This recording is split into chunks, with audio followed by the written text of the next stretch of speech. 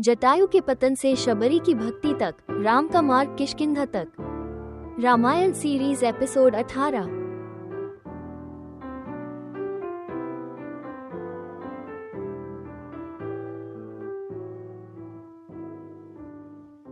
राम और लक्ष्मण महान गिद्ध जटायु के शरीर के ऊपर खड़े हैं। उसकी आंखें अनंत विश्राम में बंद हैं। कांपते हुए राम अपना सिर झुकाते हैं। हे दशरथ के मित्र, तुम्हारा बलिदान कभी नहीं भुलाया जाएगा। वो कोमल भक्ति के साथ अनुष्ठान करते हैं। धरती श्रद्धांजलि में आहें भरती हुई प्रतीत होती है। फिर राम कहते हैं, हमें सीता की खोज करनी चाहिए, हम यहाँ नहीं रह सकते। लक्ष्मण सिर हिलाते हैं। वे भारी मन से गिरे हुए पक्षी द्वारा चिन्हित दक्षिणी मार्ग पर चलते हुए चले जाते हैं। एक अंधेरे जंगल में भूत प्रेत घूमते हैं।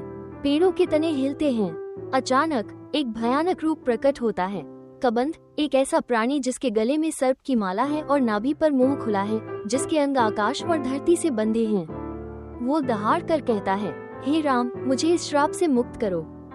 राम उसकी कहानी पूछते हैं। कबंध अपनी उत्पत्ति के बारे में बताता है। देवताओं द्वारा शापित, जीवित दफना दिया गया और अब इस रूप में फंसा हुआ है जब तक कि उसे मार नहीं दिया जाता। कबंध निर्देश देता है, हे महानुभाव, मुझे मार डालो और मैं तुम्हें उस व्यक्ति के पास ले जाऊंगा जो सीता के ठिकाने के बारे में जानता है। राम ने आज्ञा मान ली। कबंध के शरीर के अंग नष्ट हो गए, उसका रूप बदल गया। उसकी आत्मा मुक्त हो गई और उसने किष्किंधा के दक्षिण का मार्ग बता दिया।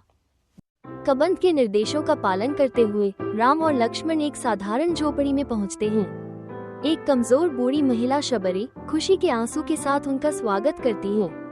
वो जंगली बेर पेश करती है। राम की सुरक्षा सुनिश्चित करने के लिए हर बेर को चखती है। राम मुस्कुराते हैं, उसकी भक्ति से भरी भेंट स्वीकार करते हैं, उसके दिल की पवित्रता को पहचानते हैं। फिर शबरी सीता के बारे में बताती है। एक भटकते हुए तपस्वी ने उसे लंका जाते हुए देखा, जिसे 10 सिर वाले राक्षस ने अगवा कर लिया था। राम की आंखें धर्म के संकल्प से चमक उठी। हमें किष्किंधा में सुग्रीव के पास ले चलो। और इस तरह भोर की रोशनी में उनकी दिशा स्पष्ट हो जाती है। राम शबरी का धन्यवाद करते हैं, उसके विश्वास और विनम्रता पर ध्यान देते हैं। उन्हें जाते हुए देखकर वो मंत्रोच्चार करती है, राम विजय के साथ वापस आए, धर्म की पुनर्स्थापना हो। भाई दक्षिण की ओर बढ़ते हैं। जंगल गहरा होता जाता है, पहाड़ बढ़ते हैं। आगे किष्किंधा है, जहाँ वानरों के राजा और भाग्य प्रतीक्षा कर रहे हैं। जटायु की महान मृत्यु से लेकर शबरी की विनम्र भक्ति तक राम की यात्रा दुख से उद्देश्य में बदल जाती है। प्रत्येक मुठभेड़ उन्हें आने वाले गठबंधन के लिए तैयार करती है और आगे धर्म की लड़ाई के लिए